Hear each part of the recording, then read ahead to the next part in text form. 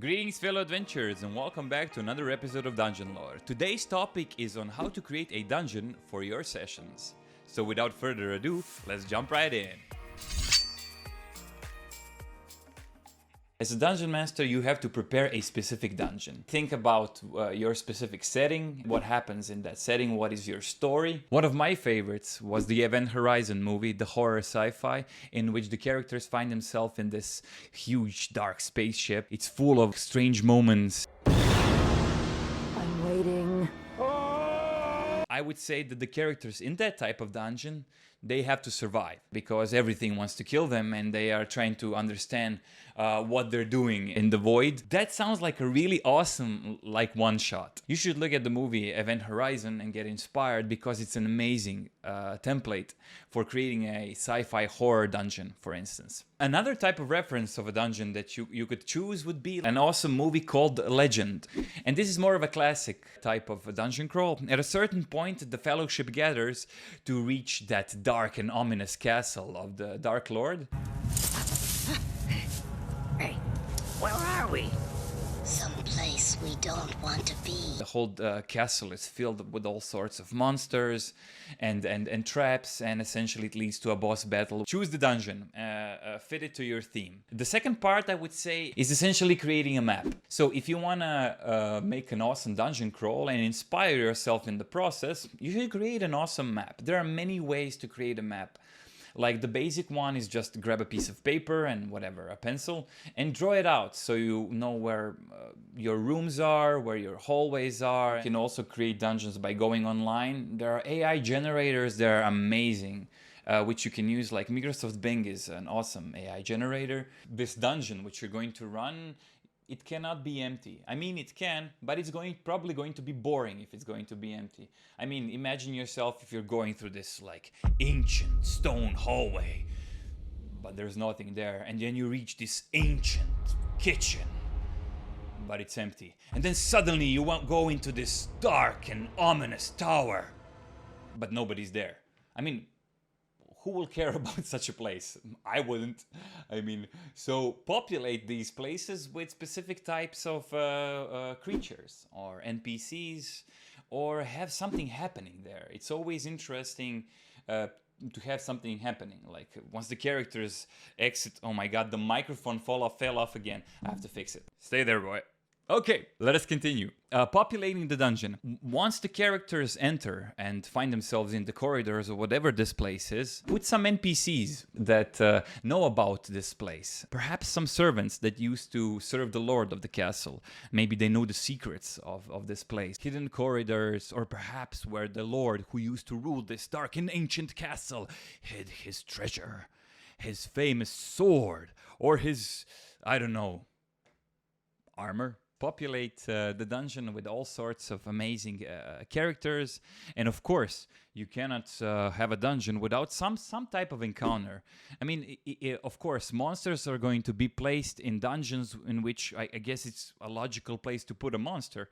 If it's a ruin, probably there's going to be some creatures there, maybe some undead. In a ruined temple in nature, you're going to find some wild animals. In an alien spaceship, you're going to find, of course, some aliens and all sorts of weird shit. Block the passages of your dungeons and put some puzzles in their way. Perhaps somebody wanted to block the passageway of a certain part of a dungeon because there's something precious in that part. Some treasure or some secret that they didn't want others to discover. Why would anybody want to go in a specific type of place unless they're hooked to it? Like fucking Scorpion, like get over here. And usually you can do that by having an awesome hook. Is it going to be a specific NPC who's going to charge and rush in like, oh, you gotta save my family? Hopefully they're gonna care about that character, and maybe you've built a story up to that point so they actually care and they want to do it. If they're motivated to do so, they're gonna enjoy dungeon crawling through it. If not, they're just gonna feel like, yeah, there's this dungeon, we kind of have to go through it. If it's not interesting or empty, like,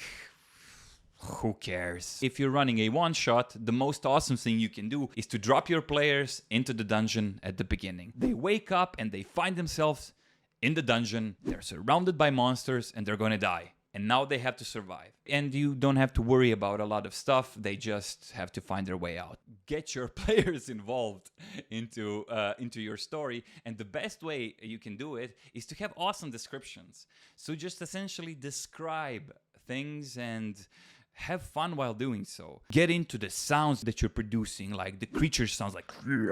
Be very slow and lower your tone. Or have a lot of energy when he slashes and kills the monster with a blow. When you do that, the players are gonna feel it, and it's gonna be easy for them to essentially get into it. Help yourself with music, movies, reading, comics, some sort of inspiration. You prepared that dungeon and you had it ready, and then you had a lot of rooms with a lot of content, but your players are just not freaking interested. And ask them what they like and find out what type of dungeon crawling your players like. Give them some clues, some hints, pull them inwards so they want to explore the corners of your dungeon.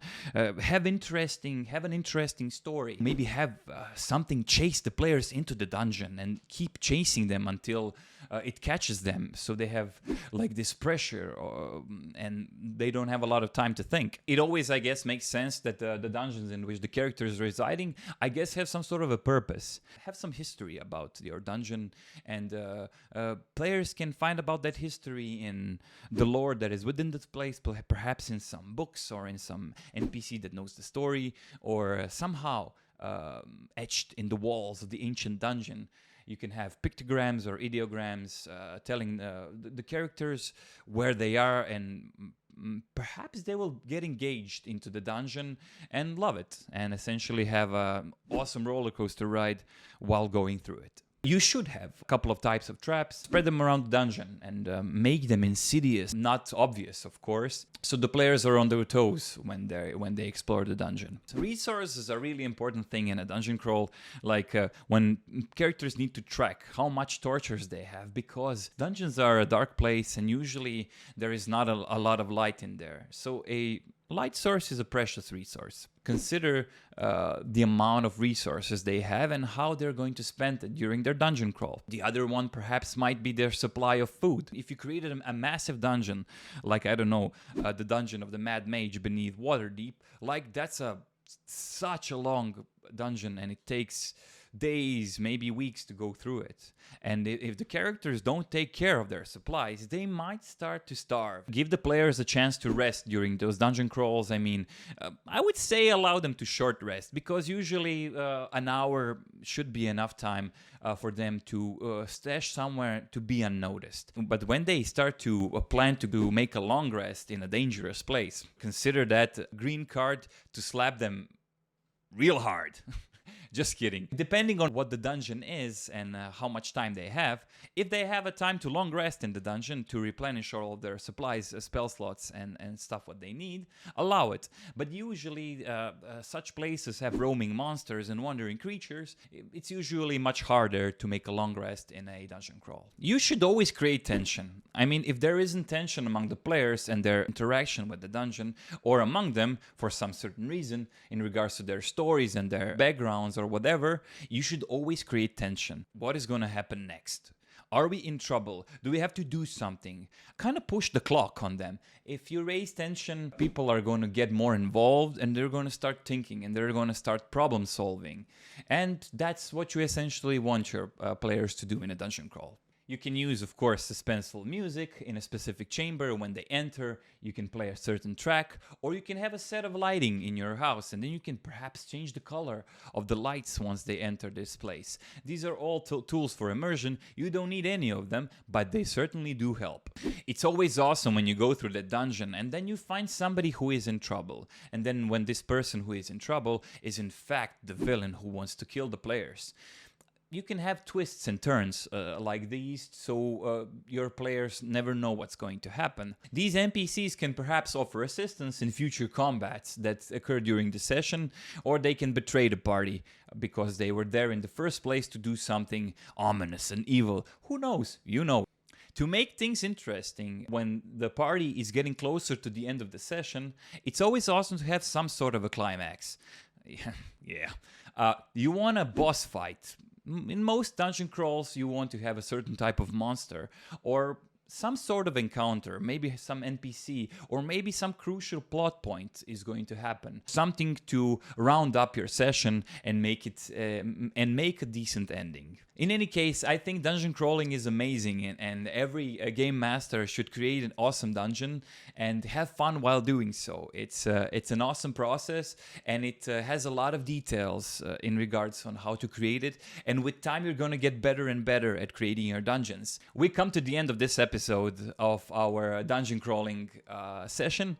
So I will see you in the next one. If you found any of my tips helpful, please like, share, and subscribe. It helps me grow the channel. Yeah, until next time, happy adventuring.